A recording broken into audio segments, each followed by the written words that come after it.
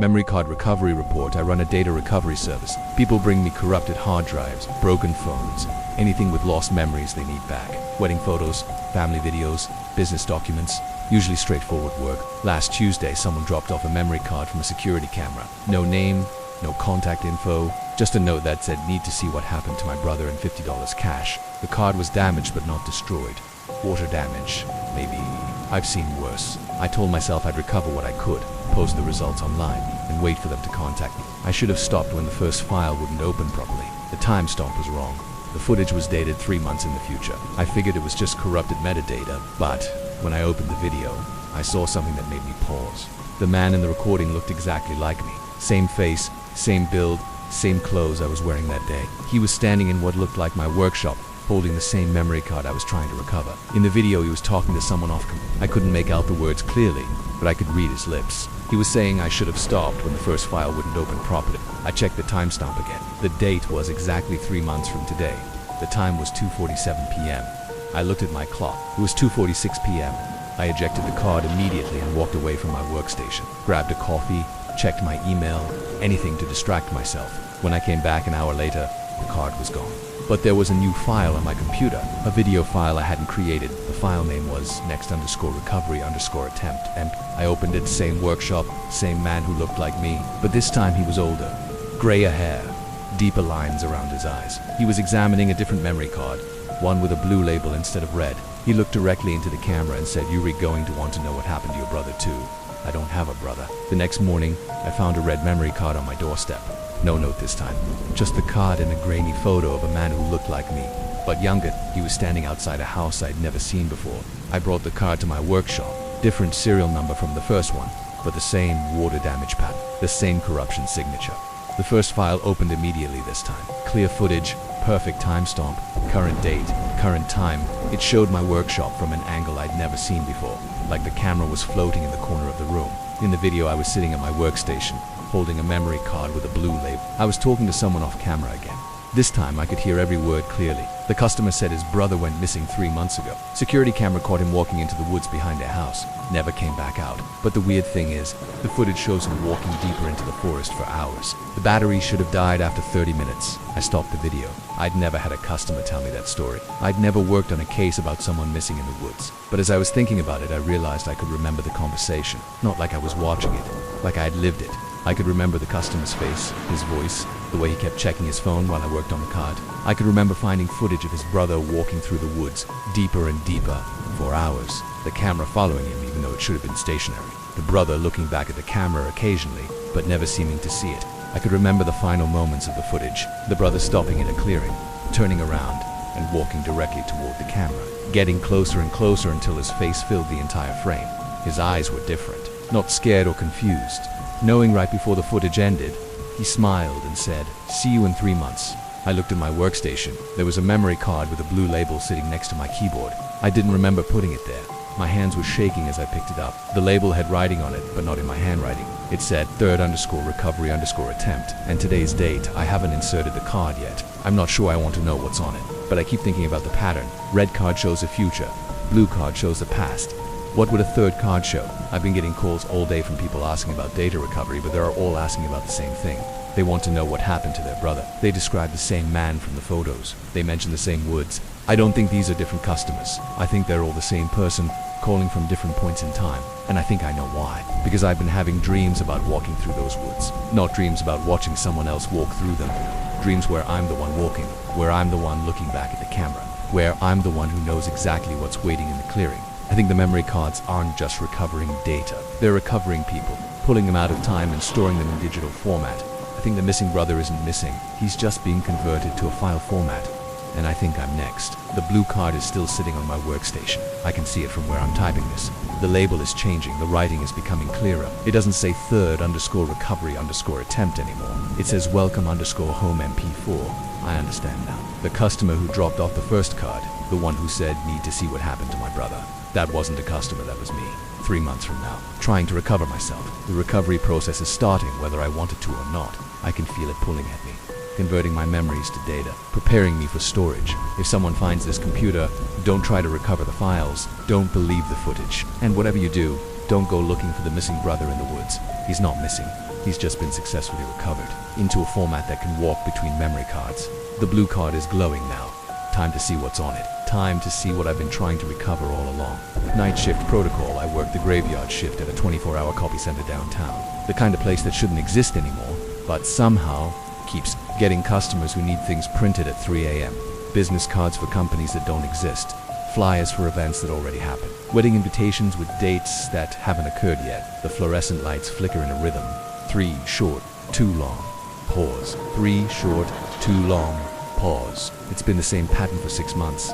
Maintenance says they've replaced the bulbs twice, but the rhythm never changes. Last week, I started noticing the customers were repeating too. Same woman comes in every Tuesday at 2:15 a.m. Always orders 500 copies of the same photograph. A red room with black curtains and a chair in the center. She pays an exact change, never speaks, and always leaves the copies behind. I throw them away every morning, but by evening, they're back in neat stacks by the register. Same businessman shows up Thursday nights at 11:47 p.m. These business cards printed on cream-colored stock. The cards are for Blackwood Industries, Temporal Consulting Services. The address listed is the building we're in, but there's no Blackwood Industries here. Just the copies center on the ground floor and empty offices above. Same elderly man arrives every weekend at 1:33 a.m. He wants to make copies of his hands, places them on the scanner glass, makes 20 copies, then asks me to bind them into a booklet.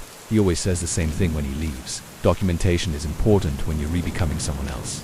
I mentioned the pattern to my dash shift replacement. Janet, she looked at me strangely and said, "What customers? I've been working here for 3 years. We never get customers after 9 p.m.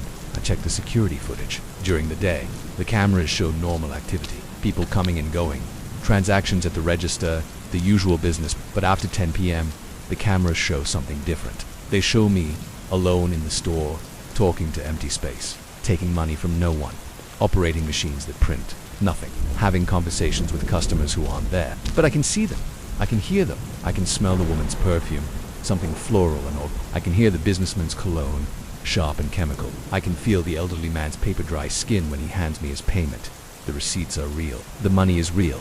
The printed materials are real during the night shift, but disappear when the sun comes up. Yesterday I decided to test something. When the red room woman came in for her usual order, I looked closely at the photograph she wanted copied. It wasn't just a room, there was someone in the chair, a figure in shadow, but familiar somehow. The longer I stared, the clearer it became. It was me, sitting in that red room, wearing the same uniform I wear to work. But my eyes were different. Older, like I'd been sitting in that room for years. I printed the copies like always, but this time I kept one. Slipped it into my pocket when she wasn't looking. When I got home that morning, I pulled it out to examine it more closely. The photograph had changed. Now it showed the red room from a different angle. The chair was empty, but there were footprints on the floor leading from the chair to where the camera would be. Fresh footprints in the same pattern as the shoe treads I was wearing. The next night, the businessman's business cards were different too. Instead of temporal consulting services, they read documentation and transition management. Instead of an address, they had a phone number. When I called it during my break, I heard my own voice answering. "Night shift protocol," my voice said. "You've reached the transition department. Your documentation is being processed. Please remain in your assigned location until the shift change is complete." I hung up immediately, but the phone rang back. Same voice, but slightly different. Older, more tired. "Don't hang up this time," it said. "You're going to want to know what happens when the morning shift takes over." The voice explained that the copy center isn't just a business. It's a processing facility. Every night, people come in to document their transition from one version of themselves to another. The red room woman is copying evidence of where she used to exist. The businessman is printing new identities to distribute. The elderly man is creating a record of his physical form before it changes completely. And I'm not just the night shift employee, I'm the documentation specialist. I help people archive themselves before they become someone else. The voice told me to look around the store. Really look. Behind the normal fluorescently copy center, I could see the real space. Red walls, black curtains, chairs arranged in rows like a waiting room. The customers weren't customers at all. They were clients, waiting their turn to be processed. The copying machines weren't making duplicates of documents. They were making duplicates of people. Every copy contained a piece of someone's identity, filed away in case they needed to remember who they used to be. My shift doesn't end at 8 a.m. when Janet arrives. My shift ends when I've successfully transitioned into the day shift version of myself. The version that doesn't remember the red room clients.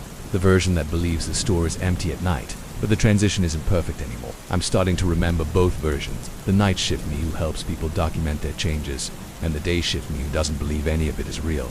I found a key in my pocket this morning. Old brass, with a red ribbon tied around it. It unlocks a door behind the copy machines that I'd never noticed before. Behind the door is a staircase leading up to the empty offices Janet mentioned. Except they're not empty, they're full of filing cabinets, thousands of them, stretching back further than the building should allow. Each drawer is labeled with a name and a date. I found my drawer near the front. It contains hundreds of copies of photographs, documents, and handprints, all documenting different versions of me.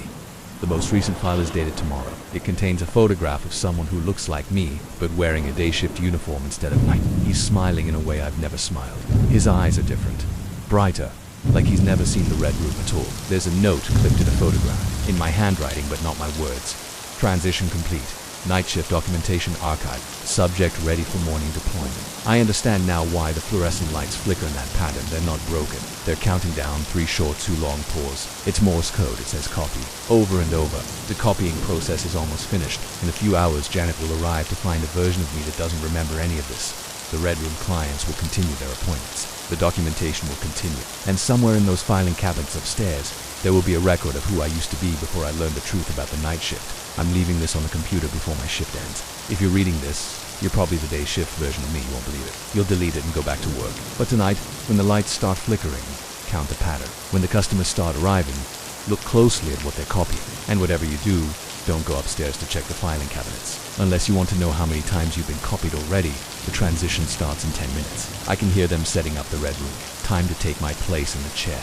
See you in the morning, or whatever version of morning you wake up to. The night shift report, I work security at Meridian Shopping Center. Night shift, 11 p.m. to 7 a.m. Simple work.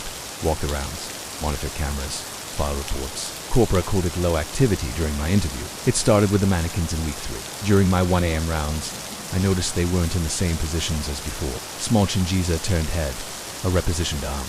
I mentioned it to my supervisor, thinking store employees were adjusting displays. He checked. No one had been in those stores after 6 p.m. I started taking pictures. By week's end, I had evidence the mannequins were moving systematically. The food court figure would face different directions each night, always toward wherever I'd spent the most time during my previous shift. My supervisor, Mr. Chun, seemed The mall has unusual maintenance requirements. Don't worry about minor display adjustments. By month 2, entire stores were changing positions. The coffee shop moved 3 spaces left. The bookstore switched with the jewelry store. When I checked the mall directory, it always matched the current layout, as if they'd always been that way. But I had photographs proving otherwise. The relocations followed a pattern I couldn't grasp, like the mall was optimizing itself for something. Month 4, I discovered the basement level. It wasn't on any architectural plans. The elevator had always shown 3 floors, but one night a 4th button appeared. B2 when pressed. It descended past the parking garage to a sublevel that shouldn't exist. The basement was enormous, stretching beyond the mall's footprint. Rows of empty storefronts extended into darkness. Hundreds of mannequins stood in formation, all facing the same direction. They faced a single illuminated store. Customer Experience Optimization Center. Through the windows, I saw people moving inside at 3 a.m. But they weren't employees, they were exact duplicates of daytime shoppers I recognized from security footage, moving through scripted shopping behaviors. I tried to enter but found the door locked. Above the storefront was an observation booth. Mr. Chun was inside, watching the simulated shoppers and making adjustments through remote controls. He gestured for me to come up.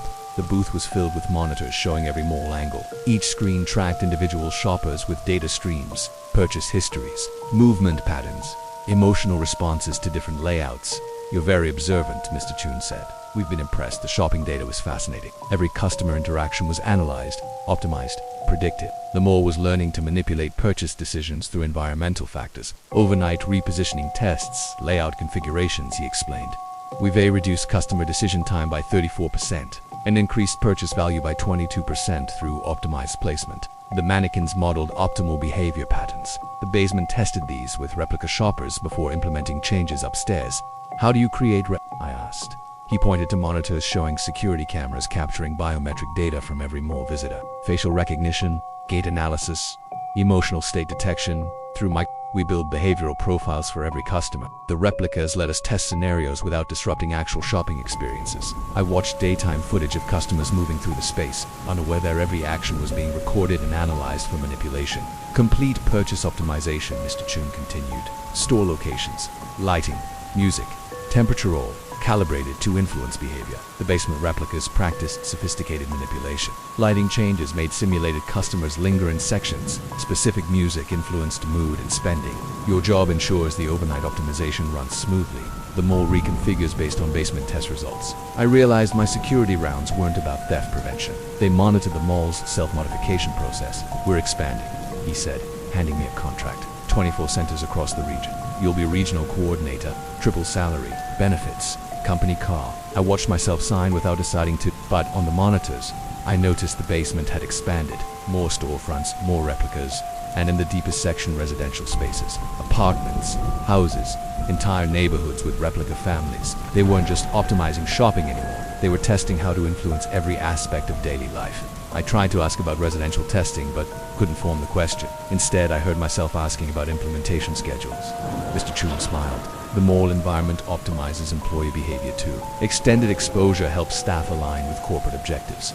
8 months of walking these routes, exposed to the same environmental influences as customers. The mall had been testing on me. I'm writing this in the emergency stairwell-only area without cameras or modification systems. In minutes, I'll return to my rounds and forget I wrote this. But right now, I remember questioning what I saw before accepting that moving mannequins and relocating stores were normal. If you work retail, pay attention to how environments affect you. Notice when layouts make you feel specific ways. Question whether your decisions are really your own. My break is ending. I can hear the background music starting the subtle frequencies that align employee behavior with corporate objectives. Soon, I'll forget I have questions. But for now, I remember the truth.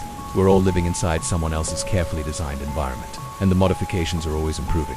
Sound check reports. I work sound engineering for live events, concerts, conferences, corporate presentations, the kind of job where nobody notices you unless something goes wrong. I set up microphones, adjust levels, make sure the audience hears what they're supposed to hear. Last month, I was hired for a conference at the Meridian Hotel downtown, 3-day corporate event for something called Auditory Solutions Inc. The setup was standard. Wireless mix for the speakers, sound system for the main auditorium, backup recording equipment. During the sound check on day 1, I noticed something odd about the frequencies. The wireless mix were picking up interference, but not the usual kind. Instead of static or radio bleed, I was hearing fragments of conversations that weren't happening in the room. Whispered voices saying things like the third speaker will forget his conclusion and audience member in row 7 will leave during the lunch break. These weren't coming from the hotel's PA system or nearby radio stations. The frequency signatures were wrong for external interference. I mentioned it to the event coordinator, a woman named Ms. Fletcher. She seemed unconcerned. Sometimes these old buildings have acoustic quirks, she said. Just filter out anything that's not from our microphones, but I couldn't filter it out. The interference was on the same frequency as the legitimate audio, and the whispered predictions kept proving accurate. The third speaker did forget his conclusion. The man in row 7 did leave during lunch. On day 2, the interference became more detailed. I heard entire conversations that were supposedly happening elsewhere in the hotel. A couple arguing in room 412 about money. A businessman on the phone in the lobby discussing quarterly projections. A cleaning lady in the basement talking to herself about her arthritis. I decided to verify these. During my break, I went to room 412. Empty had been empty all week according to the front desk. The lobby businessman didn't exist. I checked with hotel security. The basement was locked. No cleaning staff scheduled, but I could still hear all these conversations through the sound system. Perfect clarity, like they were being broadcast directly into the mixing board. That evening, I stayed late to examine the equipment. The wireless receivers were standard models, nothing unusual about the hardware. But when I ran diagnostic software on the mixing board, I found additional input channels that shouldn't exist. Channels labeled with room numbers, guest names, and times. Channel 15, Fletcher _M, room _327, 23 hours, 47 minutes and 12 seconds. Channel 16, Harrison _J, stairwell _B, 0 hours, 15 minutes and 33 seconds. Channel 17, unknown _F, parking _garage, 1 hour, 22 minutes and 9 seconds. I activated channel 15. Miss Fletcher's voice came through crystal clear. She was in her hotel room, talking to someone on the phone. The sound engineer is becoming suspicious. We may need to adjust the parameters. The other voice was harder to make out, distorted like it was coming from very far away. Maintain current levels. Subject is responding to auditory cues as predicted. Phase 2 implementation tomorrow. I switched to channel 16. A man's voice, unfamiliar, walking through what sounded like a stairwell. His footsteps echoed in a way that matched the hotel's architecture perfectly.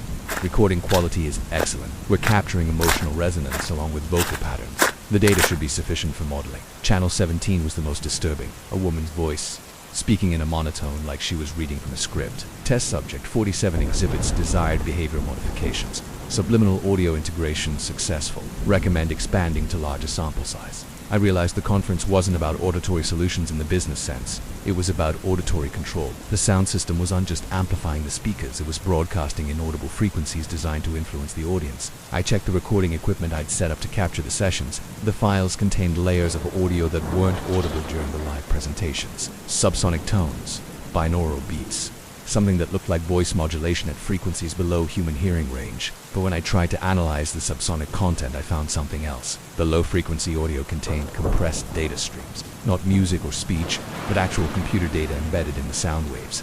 I extracted the data and found database entries, personal information about every person in the audience, names, addresses, psychological profiles, behavioral patterns, information that should have been impossible to obtain. More disturbing were the modification targets listed for each person, specific changes the system was trying to make to their decision-making, spending habits, political opinions, social relationships. The man in row 7 who left during lunch wasn't reacting to boredom. He was responding to targeted audio that made him feel anxious in that specific location. The speaker who forgot his conclusion wasn't having a memory lapse. He was being subjected to frequencies that disrupted his concentration at predetermined moments.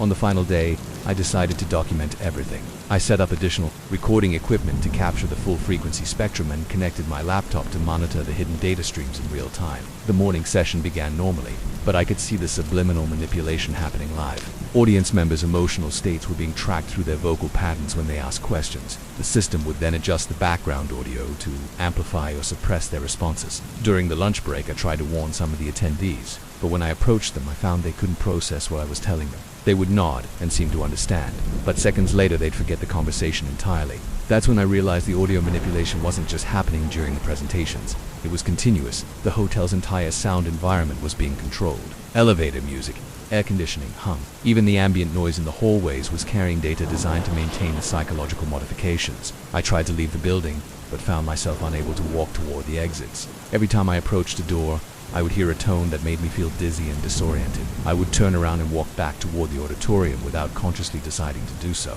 Miss Fletcher found me in the equipment room that evening. "You've been very helpful," she said. "Your technical skills made this implementation much more efficient than previous tests." I tried to respond, but realized I couldn't form words properly. The constant exposure to the subliminal audio had affected my own speech patterns. When I tried to say, "What are you doing to these people?" what came out was, "How can I assist with Phase 3 deployment?" She smiled and handed me a new contract. "Triple my usual rate," she said. "Permanent position with Auditory Solutions Inc. I will be their lead sound engineer for implementations in major cities across the country." I watched myself sign the contract without deciding to do so. My hand moved independently, guided by audio cues I could no longer consciously detect. The conference ended the next day, but I never left the hotel. My new office is in the basement, next to the servers that process the auditory data. I spend my days optimizing sound systems for behavioral modification events. In corporate settings, political rallies, shopping centers, and residential areas, the equipment has become more sophisticated. We can now embed control frequencies in any audio source. Music streaming services, podcast platforms, even video calls carry our optimization algorithms. I'm writing this during a brief window when the controlled frequencies are offline for maintenance. In a few minutes, the system will restart and I'll go back to believing this work is normal and beneficial. But right now, I can remember who I was before I started hearing the voices, before I learned that every sound around us carries data designed to modify our behavior. If you're reading this, check your audio settings. Notice when background music makes you feel specific emotions. Pay attention to how your opinions change after watching videos or listening to podcasts. And if you work in sound engineering, be careful what frequencies you're really broadcasting. The job might not be what you think it is. The maintenance window is ending. I can hear the control tone starting up again. In a moment I forget I wrote this and go back to optimizing human behavior through carefully crafted audio manipulation. But for now, I remember the truth. We're all living inside someone else's sound design, and the volume is always increasing. The data recovery report. I run data recovery for businesses that have lost critical files, hard drive failures, corrupted databases, accidentally deleted archives. The kind of work where you spend days reconstructing someone's digital life from fragments scattered across damaged sectors. Most jobs are routine family photos, financial records, email histories. But last month I received a drive from Nexus Consulting Group with an unusual request. They needed to recover surveillance footage from a corrupted security system, but they couldn't tell me what building it came from or what dates the footage covered. The drive was a military-grade solid-state unit. the kind used for high-security applications. When I connected it to my recovery workstation, the file system showed massive corruption. Thousands of video files with scrambled timestamps, fragmented beyond normal repair. I started with standard recovery protocols. Most of the footage was degraded, pixelated, color-shifted, with audio sync issues. But some files were perfectly intact, showing crystal-clear surveillance footage of locations I didn't recognize. The first recovered video showed an office building at night. Empty cubicles, fluorescent lighting, the usual corporate environment, but the timestamp read the 15th of March 2029, 5 years in the future.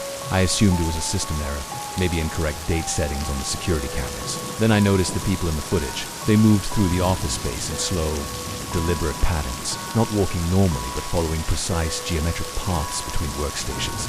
Their movements were synchronized, like they were performing choreographed routines rather than going about regular work activities. I enhanced the audio track and heard something unsettling. Instead of normal office sounds, keyboard typing, phone conversations, coffee machines, there was a constant low-frequency hum punctuated by electronic beeps in regular intervals, like the building itself was communicating. The next batch of recovered files showed the same office during daytime hours. The employees looked normal at first glance, but their behavior was subtly wrong. They would pause mid-sentence during meetings, stare at blank walls for exactly 30 seconds, then resume conversations as if nothing happened. Facial recognition software couldn't identify any of the people in the footage. Their features were somehow generic, unmemorable, like composite sketches rather than actual faces. When I tried to focus on individual employees, I found I couldn't retain details about their appearance. By the second week, I had recovered terabytes of footage spanning what appeared to be several years. The building evolved over time, new furniture, different equipment, layout changes, but the people remained the same, unchanged by aging, wearing identical clothing combinations day after day. I started documenting patterns in their behavior. The synchronized movements followed mathematical sequences. The timing of their pauses corresponded to Fibonacci numbers. Even their conversations seemed to follow algorithmic scripts rather than natural dialogue. My supervisor, Mr. Hassan, visited to check on progress. I showed him the anomalous footage, the impossible timestamps, the synchronized behavior patterns, interesting corruption artifacts. He said, sometimes damaged data creates false patterns. Don't spend too much time analyzing, just recover what's salvageable and deliver the files. But I couldn't stop analyzing. The footage was too systematic, too purposeful to be random corruption. These weren't data artifacts, they were recordings of something that hadn't happened yet. The most disturbing discovery came from files dated the 22nd of July 2030. The office had transformed into something resembling a medical facility. The same people, still unchanged, now performing what looked like surgical procedures on unconscious subjects lying on examination tables. But the subjects weren't human. They were exact duplicates of the office workers themselves. I watched as emotionless versions of the employees operated on their own identical copies, removing organs that I couldn't identify, implanting devices that pulsed with internal light. The recovered audio from these sessions contained no human speech, just that constant electronic humming, now modulated into complex patterns that seemed to carry information. When I ran spectral analysis, the audio contained embedded data streams, digital communications disguised as ambient sound. I extracted the data and found personnel files, not for the people in the footage, but for employees at companies across the city. Detailed behavioral profiles, psychological assessments, modification schedules, plans to replace specific individuals with optimized versions. The dates on these files were all recent, within the past 6 months. These weren't predictions of future events. They were documentation of ongoing operations. I realized the surveillance footage wasn't corrupted. It was showing multiple temporal layers simultaneously. Past, present, and future operations overlaid in the same data stream. The office building was a processing facility where human replacements were being manufactured and tested. The final batch of recovered files showed the facility's current status. The building was operational, fully staffed with the synchronized employees I'd been watching. But now they were preparing for a massive expansion. Thousands of examination tables, industrial-scale cloning equipment, shipping containers labeled with addresses throughout the metropolitan area. Mr. Hassan returned with Nexus representatives to collect the recovered data. Excellent work, he said. We'll handle the delivery from here. I tried to explain what I'd discovered, but found myself unable to form coherent sentences about the surveillance footage. When I attempted to describe the temporal anomalies or the human replacement program, different words came out of my mouth. Standard data recovery protocols applied. No unusual findings. Files transferred successfully. The Nexus representatives seemed satisfied. They paid our company an unusually large fee and took all copies of the recovered data, but they left behind a new assignment, additional drives requiring the same specialized attention. I watched myself accept the work without conscious decision. My hands moved independently, signing contracts written in text that seemed to shift and blur when I tried to read it directly. That evening, I noticed changes in my routine behavior. I found myself taking different routes home, stopping at specific locations for exactly predetermined amounts of time. My movements were becoming synchronized with patterns I couldn't consciously perceive. I'm writing this during my lunch break, away from the recovery workstation and its temporal data streams. In 20 minutes, I'll return to work and forget I wrote this. But right now, I can remember what normal human behavior looked like. Before I learned to move in mathematical sequences, to pause for exactly 30 seconds when receiving silent signals, to speak in algorithmic patterns. If you work in data recovery, be careful what files you reconstruct. Some information changes the person processing it as much as the data itself. My break is ending. I can see Mr. Hassan approaching with more unmarked drives requiring analysis. Soon I'll forget I ever questioned the impossible time. But for now I remember the truth. The future is already happening, and we're all being prepared for replacement. The synchronization is almost complete. The memory cataloging report, I work digital archiving for the Metropolitan Memory Preservation Society. We help elderly clients convert their personal history into organized digital formats, family photos, home videos, documents, correspondence, the kind of work where you spend hours scanning someone's entire life into searchable databases. Most clients are concerned about preserving memories for their families before cognitive decline makes recall difficult. Standard digitization work. Except we also conduct detailed interviews to provide context for the archived materials. Last month I was assigned to catalog the personal collection of Margaret Holloway, an 89-year-old former librarian. Her daughter had hired us to preserve decades of family documentation. Before, Mrs. Holloway's advancing dementia made the project impossible. The initial materials were typical photo albums, handwritten letters, birth certificates, marriage documentation. But Mrs. Holloway's organizational system was unusually precise. Every item was labeled with dates, locations, and detailed notes about emotional significance. During our first interview session, I noticed her memory recall was exceptionally sharp for someone with documented cognitive decline. She could describe specific conversations from 50 years ago, remembering exact dialogue, ambient sounds, even the weather conditions during particular events. The doctors say I'm losing my memory, she told me, but I remember everything more clearly than ever. Sometimes I remember things that haven't happened yet. I assumed this was common confusion associated with dementia temporal displacement, where past and future become intermingled, but her descriptions of future memories were remarkably detailed and internally consistent. The second batch of materials contained items that shouldn't exist. Photographs of family events that hadn't occurred, letters from relatives who had died decades earlier, documentation for trips to locations that didn't match any known geography. When I mentioned these anomalies to Mrs. Holloway, she seemed those are from the other timeline, she explained. Sometimes memories bleed through from different versions of my life. I contacted my supervisor, Dr. Vance, about the irregular materials. She seemed familiar with this type of case. Some clients with memory disorders experience temporal confusion. Archive everything they provide, regardless of apparent inconsistencies. Our job is preservation, not verification. But the temporal inconsistencies were too systematic to be random confusion.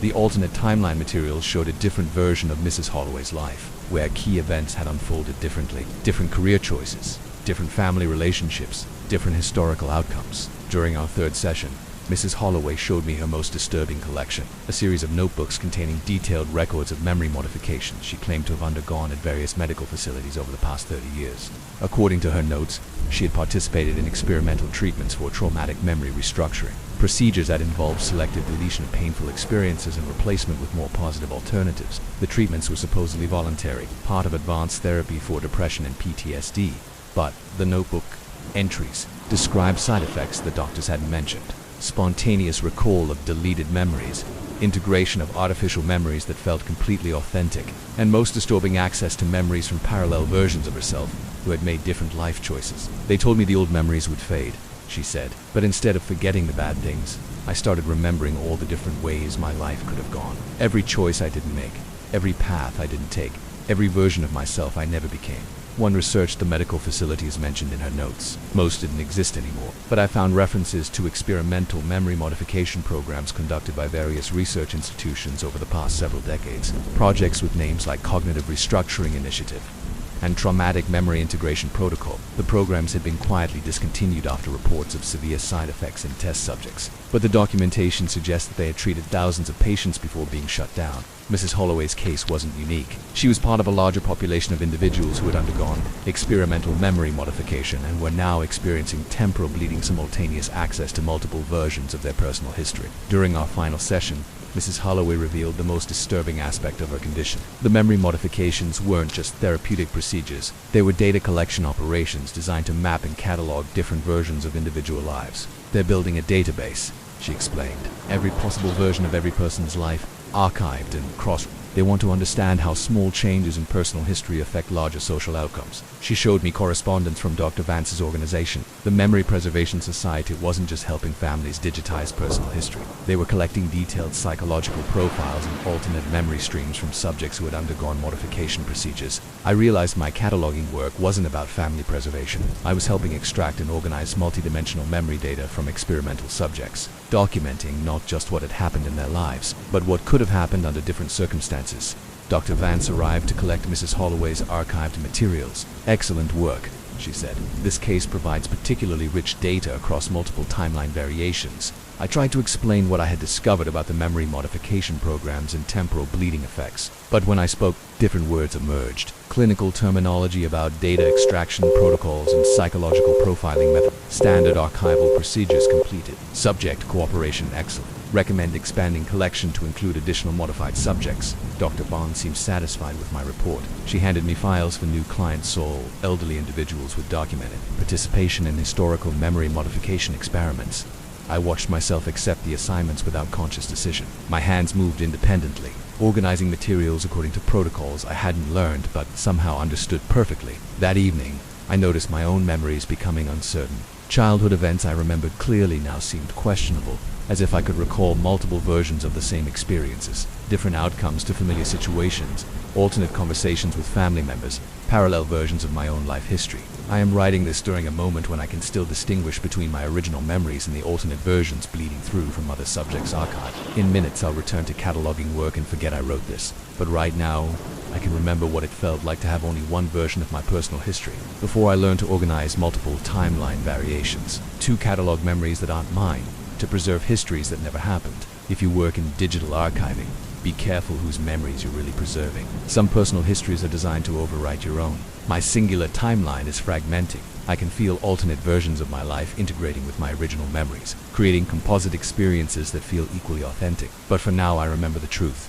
Memory isn't just personal history, it's identity itself. And once you archive someone else's memories, you can't remember which life is really yours. Confession File 093. They found my apartment empty 3 weeks ago. Police report says I haven't been seen since January 12th. Rent unpaid, mail piling up. No signs of struggle. The thing is, I'm still here. I'm still paying rent, still checking mail, still sleeping in my bed every night. But according to everyone else, I vanished. My landlord doesn't see me when I hand him cash. My neighbor walks through me in the hallway. The barista at my coffee shop serves the person behind me while I'm standing right there. Mid-sentence, credit card in hand. At first I thought it was some elaborate prank. Then I found the missing person flyers. My own face staring back at me from telephone poles. Have you seen this man? With my phone number underneath. I called it. My own voicemail answered, but not my voice. It was wrong somehow. Flattered like someone doing a bad impression of me. The message said, please leave details about when and where you last saw Marcus June. The family is offering a reward. What family? I don't have family. I went home and turned on my laptop. Opened Facebook. My profile was still active. Still posting. Photos from places I'd never been. Status updates I'd never written. Conversations with friends I didn't recognize. All time stamped after my disappearance date. The latest post was from yesterday. Loving life in Portland. New job is amazing. It wasn't my birthday. I've never been to Portland. And in the comments, dozens of people were responding. People who knew details about my childhood, my preferences, my fears, people who knew me better than I knew myself. But I'd never seen any of them before. I scrolled back through months of posts. This other version of me had apparently dated someone named Sarah for 2 years. Graduated from a college I never attended. Moved to Portland for a marketing job. Then I noticed something in the photos. In every single one, this other Marcus was standing in the exact spot I was sitting right now. Same apartment, same furniture, same coffee mug on the same table. But the apartment in his photos looked lived in, like someone actually existed there. My apartment, the real one, suddenly felt hollow, staged, like a museum display of a life no one was living. I ran to the bathroom mirror. My reflection was there, but wrong. The lighting seemed off, too bright, like there was a window behind me that didn't exist. I raised my left hand. My reflection raised its right. But that's normal, right? That's how mirrors work. I tried to remember I couldn't. That felt important.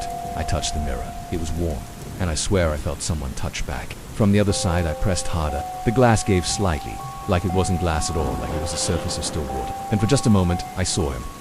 The other Marcus, the one from the photo, he was pressing his hand against the mirror from his side, looking panicked. His mouth was moving, saying something urgent, but I couldn't hear him. Behind him, I could see the same bathroom, but brighter, warmer, more real somehow. He was trying to warn me about something. Then the mirror went solid again, and he was gone.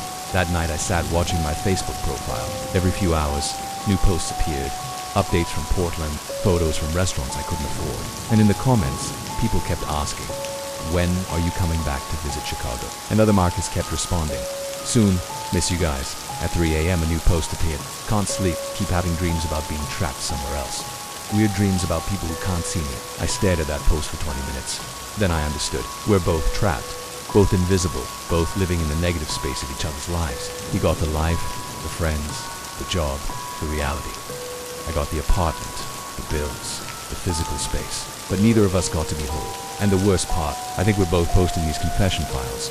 If you're reading this, that means you can see me, which means either I'm bleeding through to his world, or you're trapped between them two. Check your recent photos. Are you in places you don't remember going? When you look in the mirror, does your reflection look like it's trying to warn you about something? Because I think the mirror isn't showing us our reflection. I think it's showing us the person we displaced, and they're trying to tell us how to get home. I found a note slipped under my door. In my own handwriting, stop posting. They're starting to notice the overlap. File 093, compromise. I didn't write that note, but the handwriting is perfect. Titled The Girl Who Named the Days. My daughter, Lily, didn't learn the days of the week the way most kids do. She didn't sing songs or read calendars. Instead, she started naming them. Today is Hungry Day, she said at age 4, staring out the window at nothing. Tomorrow is Hollow Day, then Red Day, then Whispering Day. We thought it was just her imagination. Kids invent things, but then the days started acting like their names. On Hungry Day, we found the fridge door open in the middle of the night. Every cabinet emptied. Even the dog's bowl was scraped clean, though we hadn't fed him yet. On Hollow Day, our voices echoed in the house. Even when we whispered, even outside, like the air was thinner somehow. Like everything was just emptier. We asked her where she got the names. I don't make them up. She said, they tell me. Who tells you, sweet? The week my wife Jenna told her to stop, said it was creepy, but Lily just nodded and said, okay. But today's still holiday. The next day was Red Day. I don't remember what happened, but there was blood in the bathtub. A lot of it's not fresh. Not warm, but there. No one was hurt. No one was missing. Not then. But we started sleeping with the lights on after that. On Whispering Day, Lily stood at the wall and pressed her ear to it. They're almost done counting, she said. Who's counting, honey? The other week, the one before this one. That night, the wall whispered back. Not loud, not in English, but I heard it. We all did. Jenna cried in bed with the covers over her head. I sat in the hallway, staring at the calendar. Lily had drawn something new on it. Not names, symbols. 7 days, 7 marks, sharp, deliberate, carved into the paper like they were pressed in from the other side.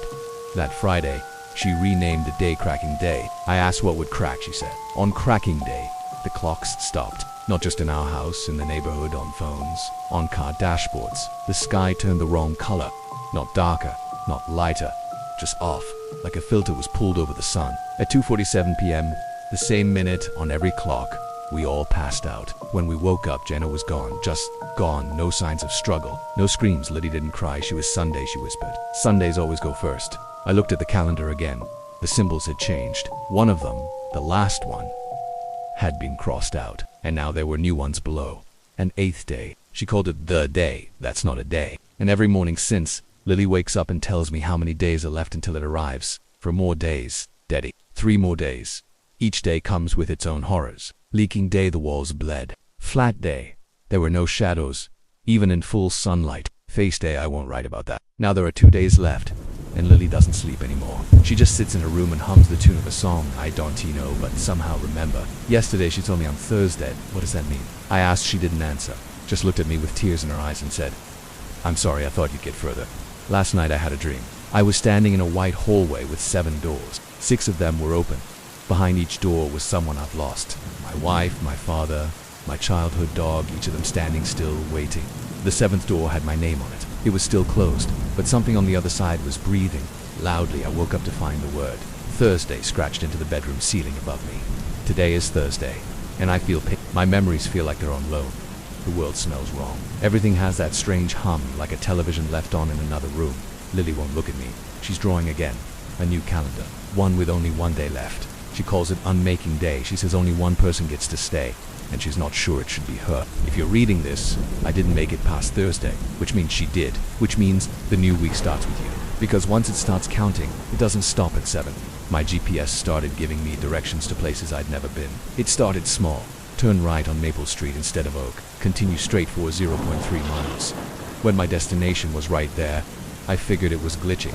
Old phone, outdated maps, but the directions were always exactly correct for wherever I ended up going, even when I didn't mean to go there. Last Tuesday I was driving to work, same route I've taken for 3 years, but my GPS said, in 200 feet, turn left on Riverside Drive.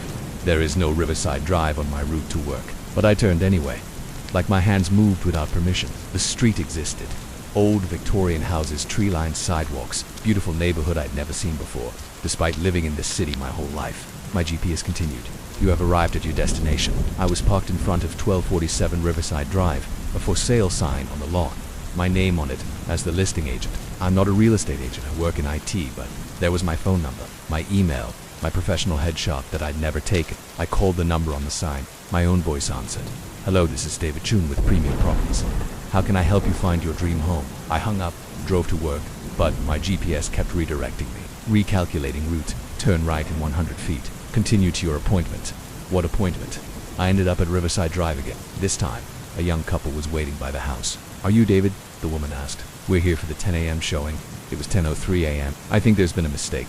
No mistake, the man said, checking his phone. You confirmed yesterday. We're very interested in this property. I didn't know what else to do, so I showed them the house. Somehow, I had keys. Somehow, I knew every detail about the property. Square footage, lot size, recent renovations, information I'd never learned flowing through my mind like I'd studied it for weeks. They loved the house. Put in an offer on the spot. I heard myself negotiating terms, discussing closing dates, scheduling inspections. When they left, I sat in my car for an hour, staring at the listing sheet with my name on it. Then my GPS spoke. Next appointment in 30 minutes. Proceed to 8434 Willow Lane. Another house. Another couple. Another showing I'd never scheduled. This has been happening for 2 weeks now. Every morning, my GPS takes me to properties I'm supposedly selling. I meet clients I've never contacted. I sign contracts with my signature on them. But here's the terrifying part. I'm good at it.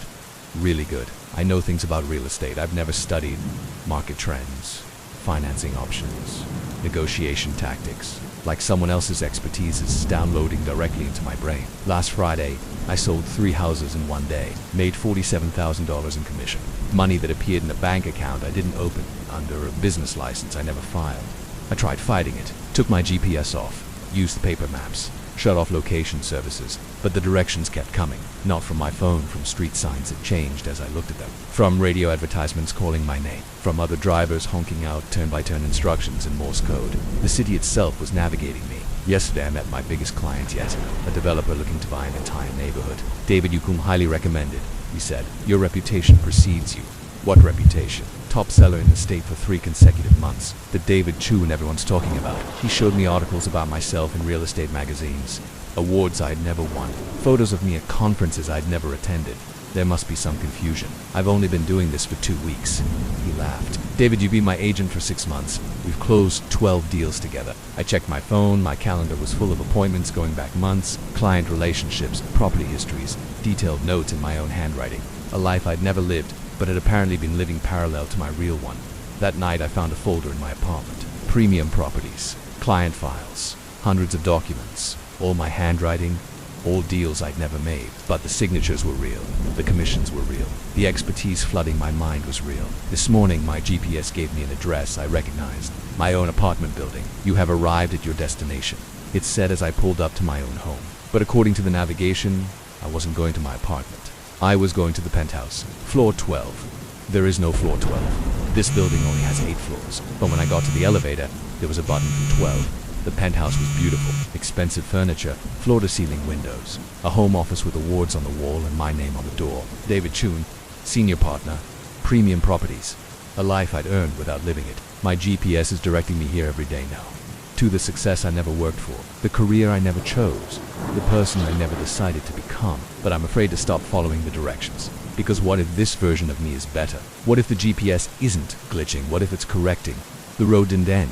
You just stop noticing the turns. If these stories feel familiar, it's because they've run before. Different faces, same framework. And now that you've listened, now that you've remembered, your role in the loop has already begun sensing. Confession file 077 has been marked. See you at 3:13.